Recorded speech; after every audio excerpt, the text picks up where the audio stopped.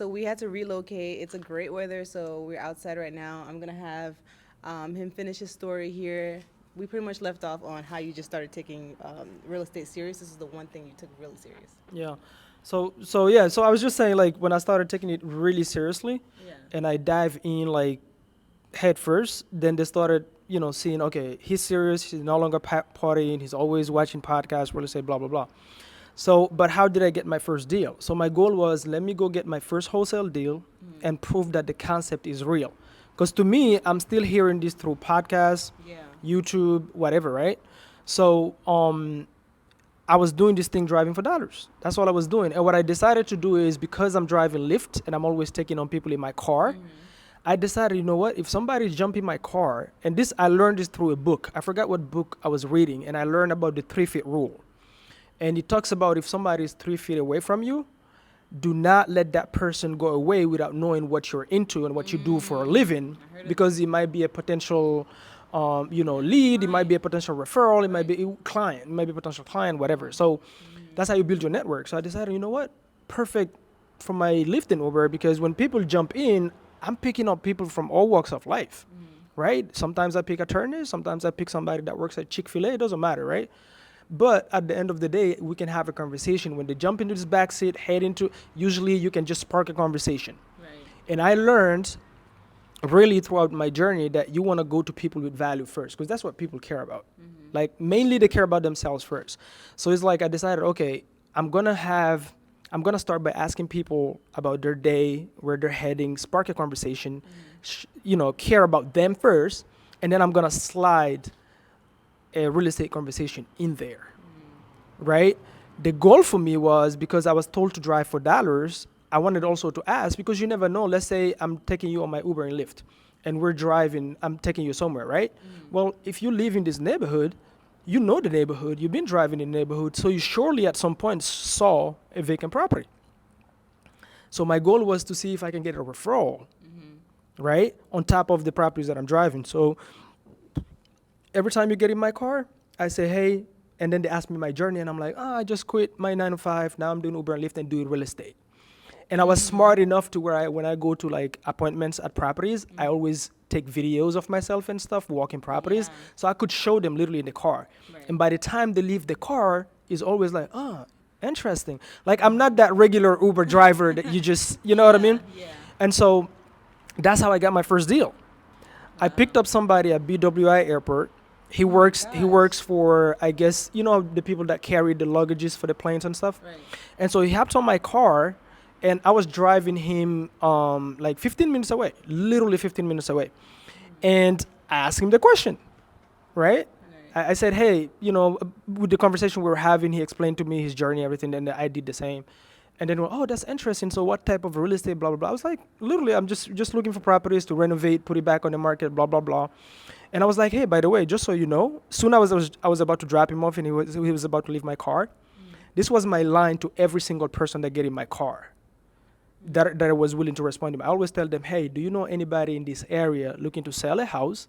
Or do you know if there is any vacant houses here? Because we pay for a referral if we end up getting the deal. People love referrals. This is why people is always looking for a side hustle. Yeah. I'm not making enough at my 9 to 5. Let me flip stuff on the side. Let me flip couches. Let me flip stuff on Amazon, right? Right. Same thing for the referral. I'm like, hey, all the way from $2,500 to $5,000, if you get the deal, we'll pay you. That was my line, literally, to people. And so this guy, when I asked him the question, this is literally just me talking to somebody. Yeah. And this is really important, but I'm keeping a long story really short, because I really had to shift my mindset when I got into this real estate stuff and got really like super focused. I started understanding it's more about mindset than anything else. It has nothing to do with houses. I had to shift my mindset into, okay, what I'm actually looking for is for problems to solve. I'm looking for sellers that have a problem I can solve, whether that be a problem with a vacant house or a house that is in foreclosure or they're going through divorce, whatever, but they gotta have a problem. So I asked the guy the question. I said, hey, before you get out, we pay a referral. Do you know anybody in this area that is looking to sell or a vacant house? I was like, well, listen, if you just drive straight, He said, not the first right, but the second right on your left, there is a house, and that house has been vacant for 2 years. Literally, he said 2 years. But I don't know the guy personally, but that's a vacant house. That's what you want, right? I said, yeah, that's exactly what I want. Thank you so much. And to this day, actually, I regret not getting his number because he would have been paid on that. I didn't know that would be my first check. This is just my daily routine. I keep calling, I keep marketing, I keep driving and finding properties. So I drive there from my car. I shut off my Uber app. I drive there and I pull up my deal machine app. Right? This property it was a single family with a little shed, and there was an abandoned truck literally on the driveway. So I pull up on the driveway there, pull up my deal machine, looked up the property, and I saw the owner's name, how long he've owned it, everything, like I told you earlier. And I literally went on truepeoplesearch.com on my phone right there on the spot. Oh my gosh. And then I started calling the guy. So I had about 5 numbers, and none of them worked. Wow. The last one that I dialed ended up working, and it was his daughter. So the house looked jacked. Like you could see through the windows is like a lot of squatters. You know how squatters break the window and everything, get into the houses because it's abandoned, nobody live in it. And the truck was abandoned too. And so you could see that this house is completely like destroyed, right? And so obviously this is a vacant house. So his daughter picked up, and I could hear him in the background literally asking her to hang up because he thought it was the bank. I'm going to get into that story, but he thought it was the reason why he thought it was the bank. So I tell the daughter, my call, this is literally my call. At this time, I'm not even good at talking to people on the phone. I'm just trying to get my first deal. And I was given step by step. I'm lucky because I didn't graduate at school. I'm not an overthinker.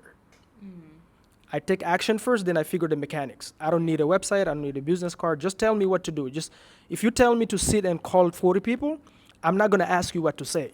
I'm just going to call 40 people. If somebody pick up, then I'll go, what do I say? Right? Because otherwise I get stuck. Oh, I need a contract. I need this. I need that. Right? Okay. So I called the lady. I said, hey, I'm in front of the property here. This is a 2033 New York Avenue. That's the address.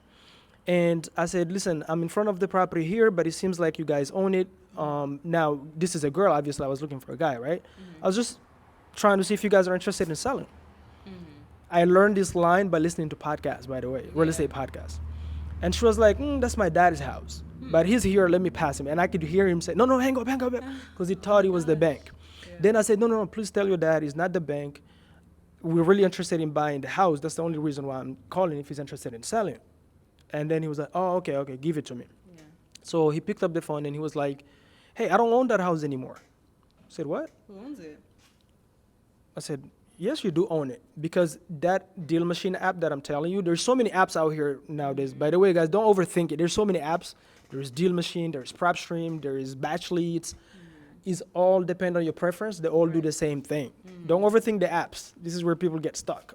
Oh, what is that app again? It's not about the app. You can use whatever you want, okay? But the application is actually pulling the record from the public records, from the county. So if I see your name on the house, that means you still own it. If the bank owned it, I wouldn't see your name. Okay? Exactly. So I said, no, I just looked up the public record. You actually still own the property. What makes you think you don't own it any longer? It's like, well, because I haven't been there for 2 years. Wow. I said, okay, so what happened? He said, well, Pre-foreclosure? no. So he had a business. He was a contractor. Oh. So he had a business, and that's where he ran his business. Through the truck that was abandoned. But he fell while working, and he broke his back, and he was at the hospital for 2 years. Filed bankruptcy, everything. So he lost everything. And so when he got out of the hospital, he went to live with his daughter. And then he disconnected his number because the bank is hammering his phone, obviously. He's been behind, he hasn't paid the mortgage for 2 years. Dang. So that's a pre-foreclosure. But I didn't even know what the word pre-foreclosure meant at the time. See, that part is new information to me. Right. But guess what? I didn't know that information at the time. I didn't sit there and think, oh, okay, he's behind, what do I do? No, I just knew I've been told to find an ugly house and negotiate a price. I'm not overthinking this. This is the problem with people that finish school. I'm telling you, like, That's coming from me. y'all overthink everything. It's true. You overthink everything, right? It's like just you want the details immediately. right, Before you but figure but the everything out, the but details just get you stuck, It and then you does. freeze and you don't take action. very true. And so here's what I did. I told him, listen, you still own it, and I'm not the bank. And he was like, this is his line literally to me. He said, if you can do anything with it, Mamadou, it's yours.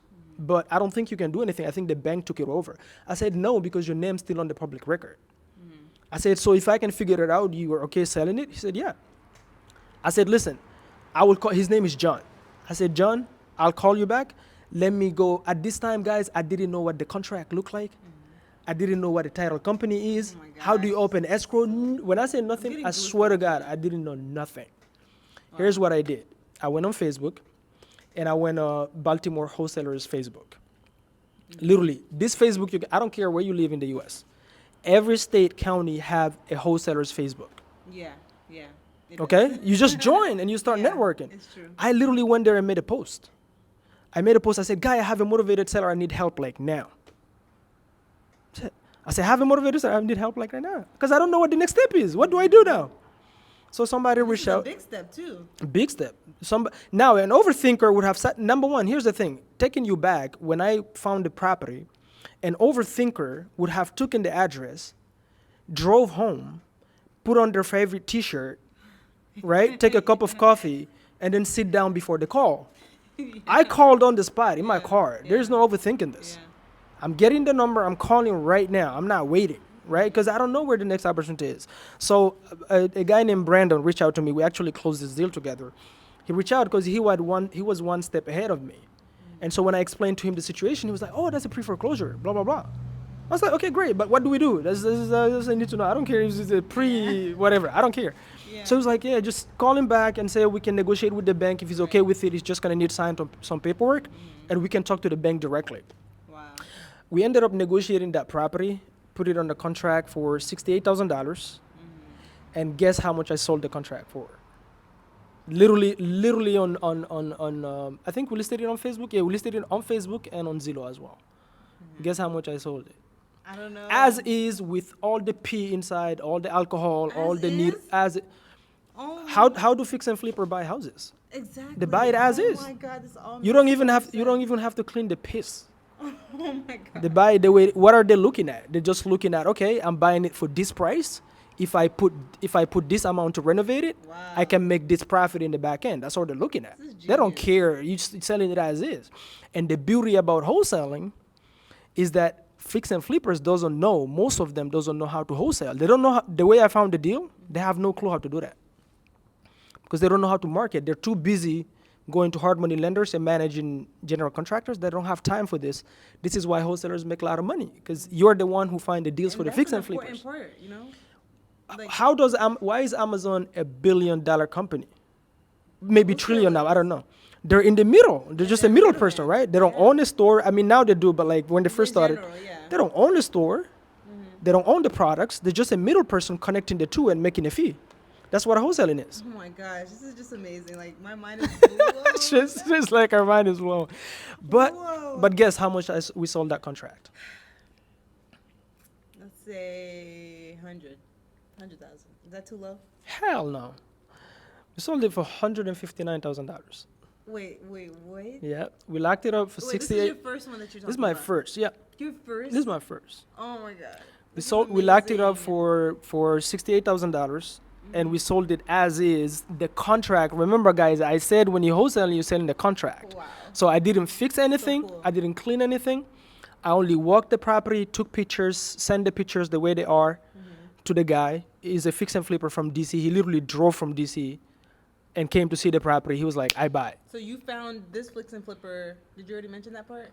Where you No, found I'm gonna this- get into Okay, all of good, that, okay. but we didn't. So we sold it for $159,000. So the difference between the 68 and the 159, that was our assignment fee. That was Yeah. $68,000 to $69,000 I cannot. on the first check, and I was making 32,000 How did you feel? euros. How did you- Um, This is crazy because like the- I'm imagining it. Like, Yeah, honestly, the first check that I got in my hands, What I were think you I think it was not thinking? about the money, because for me the first deal, Yeah. I didn't care what the amount was. I don't care if it You was have €1. to get it worked. I just wanted to prove the And concept. it would So it just ended up being a $68,000 deal, but that was not the plan. That was I didn't care what that the wasn't amount was. point. Okay. Yeah, I get it. So when I got it, I literally told the title company. I remember when they called me, I was at a Chick-fil-A ordering food to say that we're closing. Because Amazing. up to the closing and I got the check, I still didn't believe it. I still couldn't believe like somebody would buy this house Yeah. Uh-huh. with all the piece, everything in it, Yeah. and he's buying my piece of paper. I swear to God, I couldn't. And I'm like, I was working from Wow. 5 a.m. Wow. to 3 p.m. every single day to make 32,000 euros a year. This is amazing. A year, okay? And here I just made double of that on one freaking deal on an ugly house. It only costed me gas, because even the app, I didn't pay for it. And then the coffee that I bought in the morning when I was because I love coffee. I'm a coffee guy. By the way, if you got value out of this, send me coffee. I'm a coffee guy. I got you, Right? honestly. But so when I got it, like they called me to say we're about to close. I said, listen, don't send me the I don't want a wire. Why? I want a check Yeah. You wanted to see. because on I want to paper. physically hold the check. Yeah. So I know, This is and I can real. also send pictures to my brothers, go and show them at the house. They know this is real because that was so important to me to prove to my family that this time I'm serious and I'm not wasting. No, Like yeah, you're not I'm just no talking. longer because I just at the time I just went through a divorce. My daughter was about to be born, so there's a lot of stuff going on in my personal life. It's like okay, I gotta get serious now, and I know I got what it takes. It's just as an entrepreneur, it's just you go through that phase, right, until you find that one thing. But when they called me, I went there, got the check. I hold the check, went in my car, and I would have cried. I just broke up. I cried. That's exactly what I did. I would've I cried as well. I cried, and then I made a video for my daughter, which I still have. She's 3 now, so I'm gonna show it to her when she's probably 4 or so. But I did a video for her. I said, "Baby, I wasn't wasting my time. This is real. I did it." Just talking about it right now, I could cry. I'm not gonna cry here. No, But anyway, this is. no, literally cry. This is like crazy. No, Like, but, I'm like trying so hard not to cause it's just crazy to me. Let me just. All right, guys. I just want to say that it's crazy to me because, like I mentioned, I genuinely thought this was fake. Yeah, like most people. Right. And the reason why I know it's real is because I just know you wouldn't lie. Like, Right. you know what I mean? And I was your No, notary. You know what I mean? Here's how she knows that is not fake. It's, Because she was my notary on a virtual fix and flip that I just closed in Texas. Yeah, and She they she's know the the that's how notary. we met. She's the notary. She came. We closed on. I literally have the file in my backpack. Trust me. If once you get the notary, that means it's real. Right. So the reason I'm saying that, guys, is because now I have more experience. Right. I have done a lot of deals. Yeah. But here's the thing. I really want people to understand this because when I first started, for me, it was so important for me because there's a lot of gurus out here, by the way, guys, that are completely fake. They have never done a deal, and they talk about all this real estate. But the thing I love about real estate is so easy to verify. You a notary, so you understand this. Right, right. But like, if somebody tell you they're doing real estate, just ask them their HUDs. Where's your HUD? Settlement statement. The settlement statement, right? Some people call it HUD, some people call it settlement statements. That's why I love real estate, because you can pull up the address, you can see the entity. Like, if you pull up that property right now, 3023 New York Avenue is in Baltimore County. If you pull it up right now, and you know how to go look at the public record who sold it when it sold, you're literally gonna see my entity that wholesaled it. Yeah, You cannot lie in real estate if you know the questions to ask. Why am I saying that though? The reason I'm saying that is because, guys, when you first start, number one, focus is really important. Number two, by the time I got to this deal, just so you guys know, I had already been struggling to get my first deal 8 months prior. There's a whole 8 months that I'm saving you guys on this video, but we're gonna do a part 2, so maybe we can go into that. That I was just learning. I put a lot of properties under contract, and the numbers didn't ended up penciling out, didn't work out. Lot of people in my community making fun of me. I've cried multiple nights in my car thinking this is fake. Just so you guys know, so I'm not telling you here that this is a get rich quick scheme type. Is not the case at all. But if you put the work in and talk to people, I guarantee you this thing works. Yes. It's baffling to me. It's Okay? baffling to me. It's baffling to me. So, Wow. but I also understood when I got that deal, when I really reflect on the deal, did I really get a house, or did I solve a problem, then I got a check and the house was just a result? Because here I'm talking to a guy who got sick, lost his job, filed bankruptcy, they literally have no phone because the bank is like literally hammering his phone Yeah. to collect debt. By me solving that problem and taking all of that off of his shoulder, like literally, guys, this guy felt like we literally just gave him a new chapter in his life. So why am I saying that? Because if you want to get into real estate investing, guys, I want you to understand real estate investing have nothing to do with real estate. The result is real estate, but it has to do with problem solving. Yes. And that's what entrepreneurship is. You solve Find a problems, problem, you solve make it. money. Yes. So the thing about wholesaling is you find motivated sellers, you solve their problem, Yeah. and the problem, you guys agree on a number after you solve the problem, then you sell that contract for a fee. You can sell, whether that be, now I know creative finance. I wish I knew it. This is why I struggled for 8 months. Because sometimes you talk to sellers and the property is on the water, they owe a little bit too much on the mortgage, and just a cash offer just don't work. Luckily, this one was a cash offer. It worked. Right. But there's a lot of deals, a cash offer don't work. And now that's what I specialize in, creative finance. Is even if a cash offer don't work, we know how to buy, which you just helped me close on one, and I explained to you that. I wish we had that on video. But we can do a part 2 where we talk about just specifically creative finance. But to keep it short and simple, this is what wholesaling is. And this is how I got my first deal. Yeah. And my second deal was the same way, driving for dollars. It was $19,000. Wow. Third deal was $17,000, 500. Wow. All of them, when I say all of them, just driving in my car, spotting houses. Now I don't do it anymore. I have teams that do it for me because, I've been doing this for 3 years now. So I have a team, right? Not now I own a business, so, but when you first start, it's that simple. And people try to overcomplicate it because they're always looking for that one button where I don't have to do the work and I get the check. It doesn't exist. It doesn't exist. Like, you're gonna have to be on the phones. You're gonna have to text somebody. You're gonna have to call somebody, and you're gonna have to solve problems.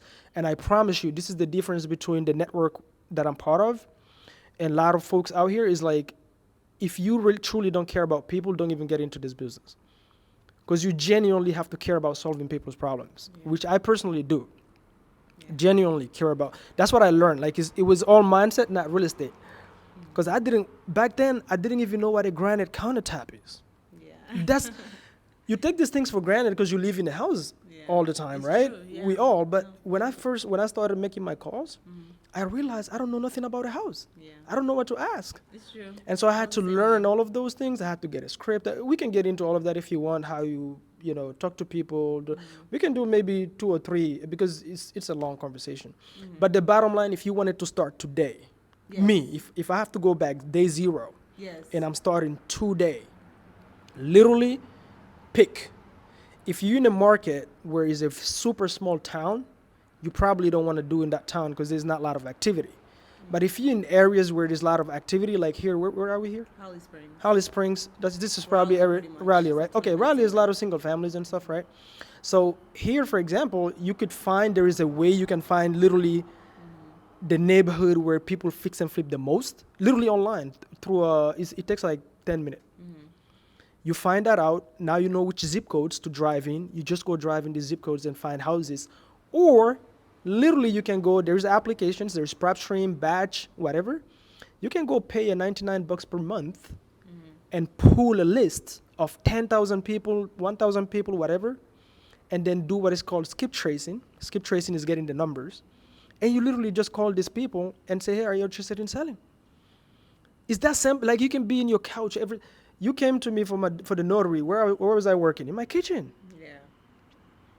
Most of my team is virtual. They're in the Philippines closing deals. Yeah. It's that simple. Like, I could also, the beauty about those new applications right now is I can drive for dollars virtually while I'm sitting in my couch here and drive for dollars in Texas. Virtually through the app. Scrolling through the street, taking addresses and calling those addresses. So I don't need to be married to one market. But the bottom line, if you want to start today, you say, hey, okay, I'm talking to the person, I don't have money. I want to build my capital, okay?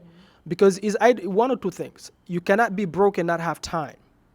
It's either you have money or you have the time. So for me, I was broke, so I had to put in the time and the sweat equity. And the sweat equity is really simple. Guys, do not listen to gurus. Don't go for the get rich quick scheme. Go for the get rich for sure scheme. Not quick. It has nothing to do with quick. It's like sit down, talk to people daily. That's it.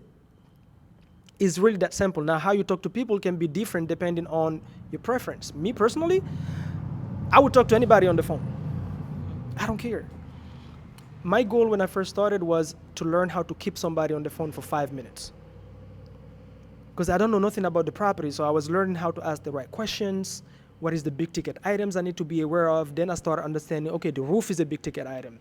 The kitchen is a big ticket item. The flooring is a big ticket item. Yeah. The electrical is a big, but it took me like a long time. And so what I did is I went back to how I learned English. I said when I was learning English, I was learning 4 sentences a day because I know I could chew that. I could practice that with my friend at the refugee camp. So here I decided to do the same thing.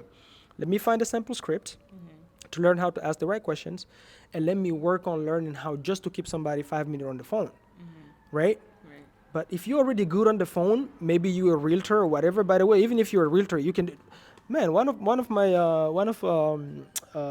my best friends, he's a realtor. He's doing freaking crazy active? numbers. Or is he Super active, yeah, active? Like, yeah. But he no, wholesales. active like an active Yeah. realtor? Okay. You can wholesale as a realtor. You just need to disclose That's your realtor. to the seller that, hey, I am a realtor, but I'm not on the phone as a realtor. I'm here as an investor. That's Right, it. right. But you can wholesale any day. Okay. Wholesaling is just once you get it on the contract and your contract allow you to wholesale your rights. That's it. Okay. So once you get property, once you get a contract, once you get a property under contract, this is the beauty about wholesaling.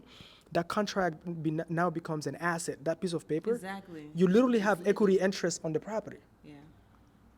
Amazing. I can't tell you how beautiful this thing is. It's like I was like, okay, done. That's it. So when I got the first check, I was like, now, before I had my hands and my feet, now is my nose, everything. I'm putting my whole body into this. I'm done. And so, now I transition into learning like new stuff like creative finance and all of that. We can get into that another episode. You're like expanding now Yeah. from where you started. Yeah, but if I were to restart, literally, I would just do that. I would either pull a list, absentee owners. I would personally, because I started with pre-foreclosures, that became like my bread and butter. I would start with pre-foreclosures right away. The beauty of pre-foreclosures, you can walk into your local county. This is public record. Your local county, they will give you that list. Yeah. And some counties, like in Texas, we do a lot of deals in Texas virtually. That is literally published online. And you can, why is that? Because the way you make money in wholesaling real estate is by finding motivated sellers. And somebody who's going through divorce or pre-foreclosure or whatever, they already have a pain. They have to do something or the bank will do something. Exactly. So you don't have to know sales or anything like that. You just have to be resourceful and solve the problem. Right. So that's where I would start because it would shorten my time to get my first deal. I would start with the highly motivated people.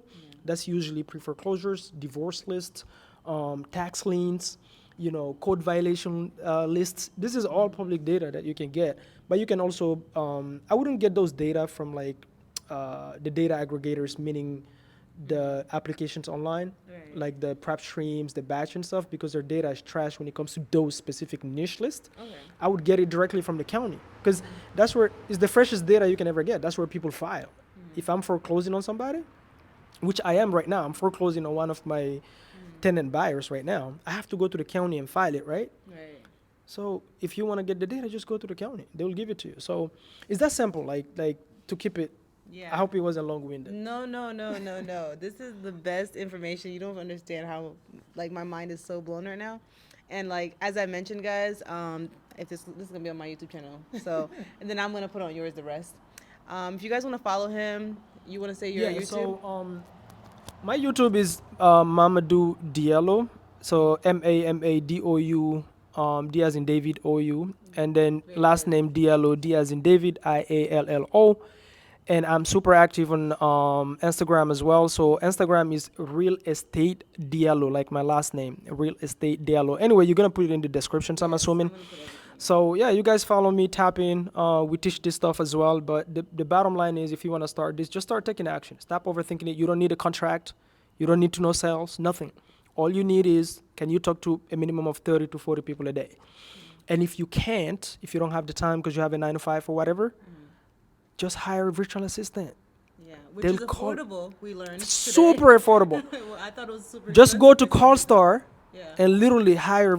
Here's why I'm saying to use a third party, because you can literally hire these virtual assistants directly if you want. Like go on online website and make a post yourself. Here's the challenge: you have to manage them now. You have to train them now, right? And you've never called sellers before. So I mean, not you. I'm talking in general. It's true But like, right? So that third party company, CallStar, they'll do the management for you. And if you have a 9 to 5, you don't have the time to manage anyway. They'll make sure that the virtual assistant is making the calls, sending the text, showing up on time. They hire and fire if the person is not good. This is why it's good to use a third party company. Because otherwise you hire, I did that same mistake 6 months. When I first started, I hired a virtual assistant for myself directly. And I wasted so much marketing money on that one because I was still doing the Uber and Lyft thing, so I don't have the time to manage her. And so guess what? Sometimes she's not calling; she's literally taking naps during the shift, because I'm not there to manage or do anything. Right. So you want to leverage that, but if you can literally hire also directly on those online sites, and just do it that way. But that's how simple it is. Don't overthink it. You don't need the scripts. Literally, you can Google it. There's so many free scripts online. But you don't need a script.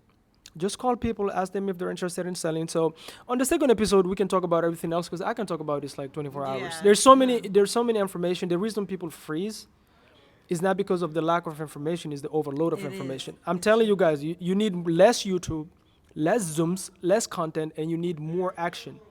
Right. Talking to people on the phone and stuff. That's it. All right. Well, that's gonna be for part 1. We're gonna try to do a part 2, part 3, however many times we need, because this is great information, guys. Like I know there's people out there that don't know about this wholesaling thing. 100%. We see it all the time on TikTok, Instagram. We're like wholesaling, but we don't know what it is. We understand you can make money from it. You know when you see the big words. Yeah. But we don't know what it is. And guys, like you guys know I'm a notary. So notaries, what do? We verify that whatever you're doing is a Right, real thing. right. That's what we do. So what better confirmation do you need that this is a real thing than me interviewing somebody who I notarize his closing. So this is real, guys. This is 100% real. So I wanted to bring this value to my channel because I just feel like this is just great information. Half of this video is going to be on my channel. If you guys want to finish this video, I'm going to put the rest on his channel so you guys can go to his channel. But if there's anything else, we're going to wrap this video up. And eventually, we're going to make a part 2, real estate yellow here. Here's the thing. Yeah. Really easy, guys. If you're getting value out of it and you want the part 2, put it in the comments, right? Right. And then if you want a part 3, just let us know in the comments what do you want, like what topic do you want to hear? Right. Do you want us to talk about scripts? Do you want us to talk about how to talk to people? Do you want us to make calls live? Because I'll make calls live and show you how simple it is. I can literally bring my virtual assistants and make calls in front of you and see how simple it is. It's so like, don't overthink it. But the bottom line, be an action taker. Because I know people that I networked with before I got my first deal and everything. They had the website, they had the business card, everything ready to go, and never talked to anybody. And now those same people still coming to me and trying to learn creative finance when I first was trying to learn from them. Right. They're just consuming content. So don't be a content junkie. Don't be an information junkie because you can literally become an information junkie. Yeah. A So consumer. yeah, so people always say knowledge is power, guys. Knowledge is not power. Applied knowledge Right. is power if you apply it.